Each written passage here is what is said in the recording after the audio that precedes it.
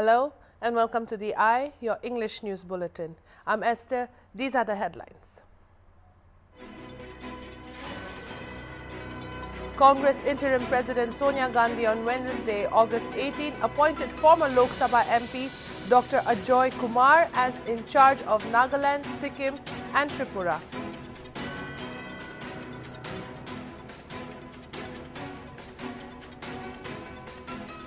Coronavirus vaccine for children might be available for use in September or October this year, says ICMR Pune.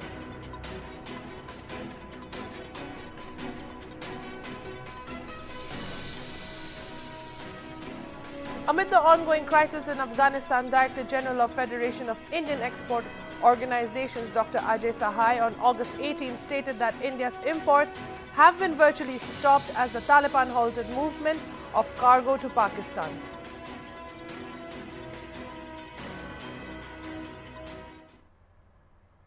Now for the news in details. As the state of Nagaland witnesses many U-turns in the political scenario, especially after opposition party NPF decided to join the ruling PDA government, another unexpected turn has surfaced, revealing a difference of opinion in the BJP with the state president of the Bharatiya Janata Yuva Morcha BJYM youth wing, Benjamin Yepthomi, taking to social media to express his detest over the newly formed Nagaland United government. Taking to Facebook, Yepthomi wrote, I, as a BJP party Karyakarta, I totally oppose this oppositionless government. It has nothing to do with the Naga solution. If having an oppositionless government will bring solution to the Nagas, then I guess all 60 MLAs should resign immediately and pave the way for the long, protracted Naga issue, he stated on the popular social media platform. He further went on to write that on the pretext of Naga solution, no political party or elected MLA or anybody should play political games for their own political mileage and political agenda. He also questioned as to what is the political agenda behind. To fool the Nagas by a Naga, Yepthomi questioned on August 18. When contacted by this channel, Yepthomi was reluctant to comment and said that in a day or two he would issue a response. However, the office of the Deputy Chief Minister of Nagaland and BJP Chief Y. Patton was contacted. The press secretary informed they were aware of the development, but no meeting has been held regarding it as Patton is out of station. In connection to the newly formed oppositionless government, the press secretary maintained that all BJP portfolios in the state will not be disturbed and has been even directed from the center for the same. The Yimchungar Naga tribe is now officially Yimkyung Naga. The government of Nagaland has given approval to the change in the name of the tribe. A notification from the Home Department dated August 18 stated that the governor of Nagaland has rectified the nomenclature of the Yimchungar Naga to Yimkyung Naga. Henceforth, the name Yimkyung shall be used in all official correspondence, the notification stated.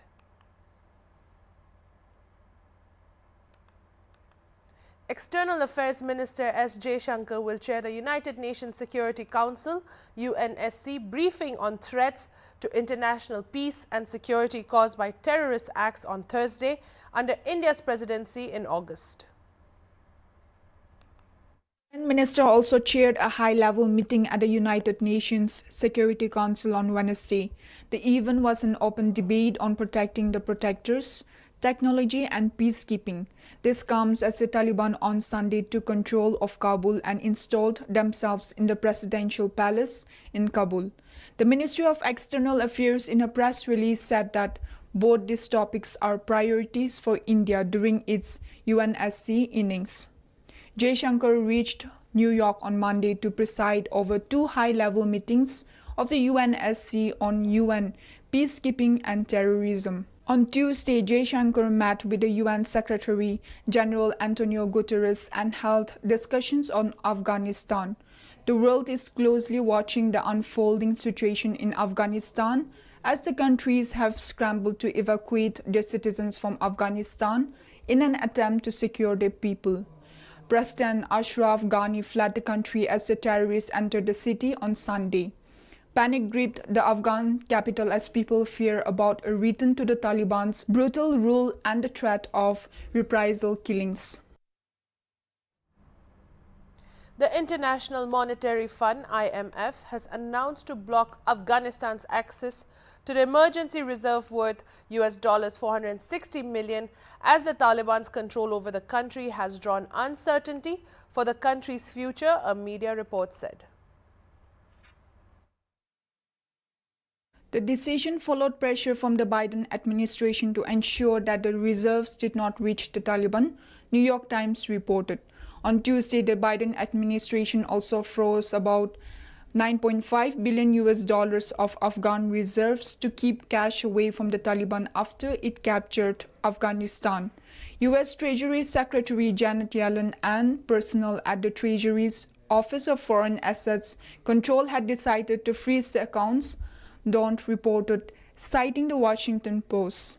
Any central bank assets the Afghan government have in the United States will not be made available to the Taliban, an administration official told the newspaper in a statement.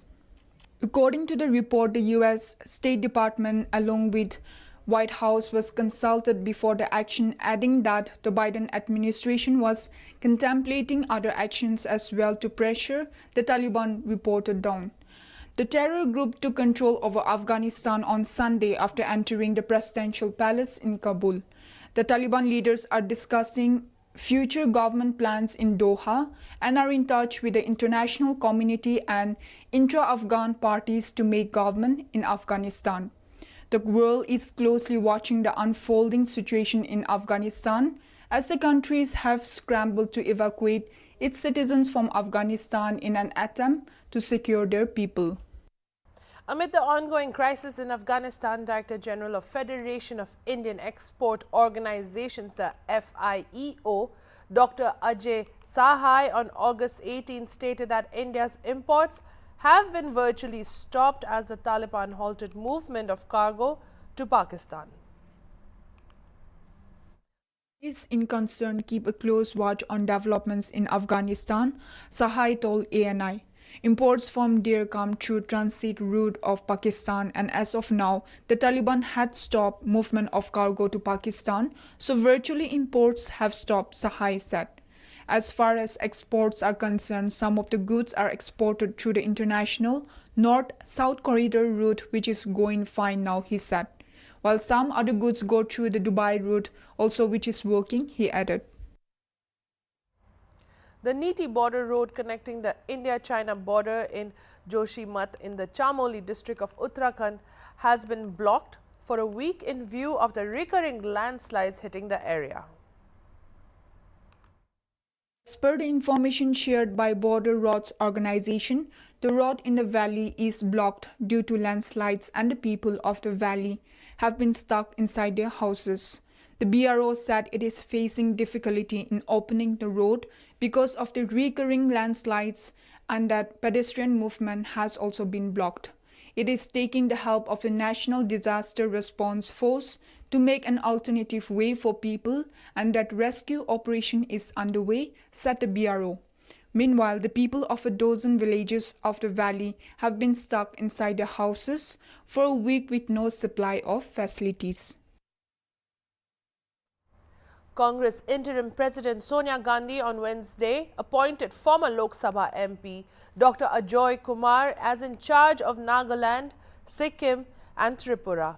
In a statement, Congress General Secretary K.C. Venugopal said Congress President Sonia Gandhi has appointed Dr. Ajoy Kumar as AICC in charge of Sikkim, Nagaland and Tripura with immediate effect. In connection to this, the state president of the Nagaland Pradesh Congress Committee, K. Thire, spoke to HornbillTV and expressed hope that the newly inducted in charge will give support to the state, especially in terms of representing the party at the center. Under the new leadership, Thire said that the first issue which needs to be tackled is to salvage the freedom of religion. Congress is the only opposition standing for secularism. The second, the state Congress chief said, is to intend to press for political solution as it is in a cold storage and thirdly, to explore the unverified projects of the state government. A former IPS officer from Jharkhand's Jamshedpur, Ajoy Kumar, has also been head of the Congress Jharkhand unit. He had joined the Aam Aadmi Party in 2019 ahead of the Delhi Assembly elections, but returned to the Congress a year later in 2020. 3 rag pickers from Jewar died after consuming liquor they had found from a garbage dump in Aligarh's Tappal town, said police on Wednesday. The 3 deceased have been identified as Vijay, Jigo and Vijay, all residents of Jewar. While collecting plastic and scrap, they found some liquor and drank it on Tuesday, said Abhishek, DCP Greater Noida.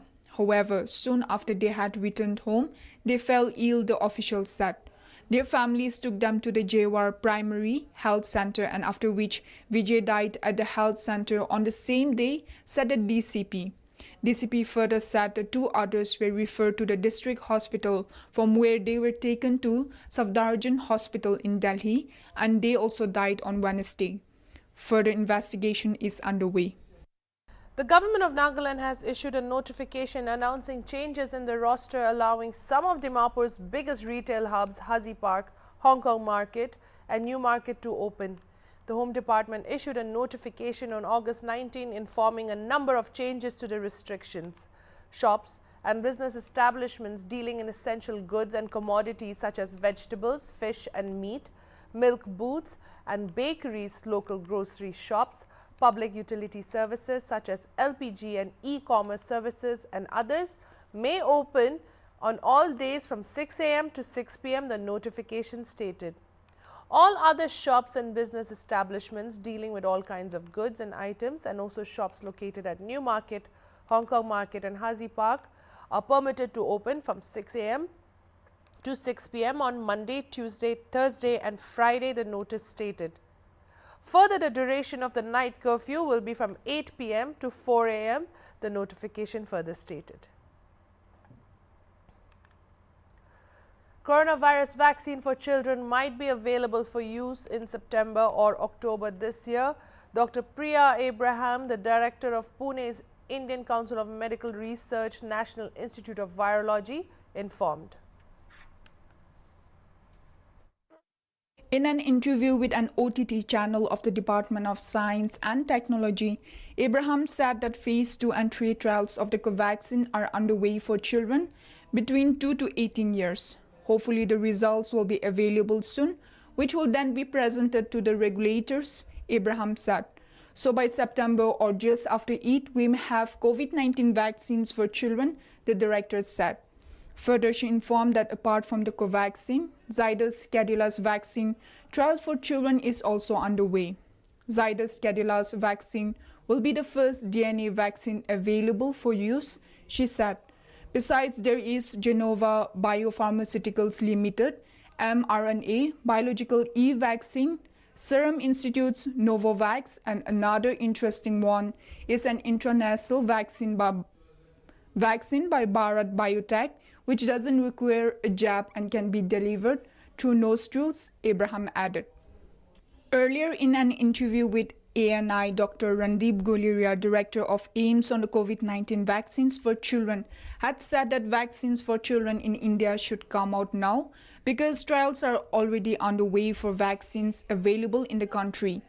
Bharat Biotech's trials are in the final phase, and by September it will have the data, Guleria said. Talking about how effective the COVID-19 vaccine is on the Delta Plus variant, Dr. Priya Abraham said that the Delta Plus variant is less likely to spread than the Delta variant, which is present in over 130 countries. In NIV, experts have studied antibodies produced in vaccinated people and have checked them against this variant, she said. The efficacy of antibodies against Delta reduces 2-3-folds, and yet the vaccines are protective against the variant, she said. Saying that the WHO has put a momentary stop on the booster dose of the COVID-19 vaccine, she said that studies on the booster dose have been going on overseas. At least 7 different vaccines have been tried out for booster doses, she said. The WHO has put a stop to it till more countries catch up with vaccination, but in the future, recommendations for booster dose will definitely come, she said. Recently speaking about booster dose, Dr. Gagandip Kang, professor at Christian Medical College, Vellore, on Tuesday had said that whether people will have more antibodies or will be better protected will be the booster dose is still not known. On the occasion of World Photography Day, a group called the Team Noxa organized on August 19 a photo exhibition and sale at the Cafe at Jail Colony in Kohima. This is the first time that the team has organized such an event and has plans to take it further in the future to promote photography. The event was organized with the objective of bringing photographers together in Kohima. Altogether, 100 photographs were exhibited in the event, contributed by 23 photographers, said Vitoto Sakre, member of Team Noxa. In the past 3 to 4 years, a lot of changes in the field of photography are being seen with many amateurs and professionals in the vocation, said another member, Suchum Mayang Kichu. Earlier, speaking at the event, the advisor for the Task Force for Music and Arts, Teja Meru, said photography plays an important part in the chain of entertainment. He stated that the Embassy of Israel wants to have a photography exhibition in Nagaland at the earliest, and that it is a good opportunity for the Photography Association of Nagaland to partner with the embassy. He invited interested photographers to get in touch with them so they can tie up with the embassy and have a grand photo exhibition in the days to come. Also speaking at the program was Limawati Au, retired director of the Department of Information and Public Relations, who encouraged the photographers as well. That's all for tonight's English News Bulletin. I'm Esther. Keep watching Hornbill TV.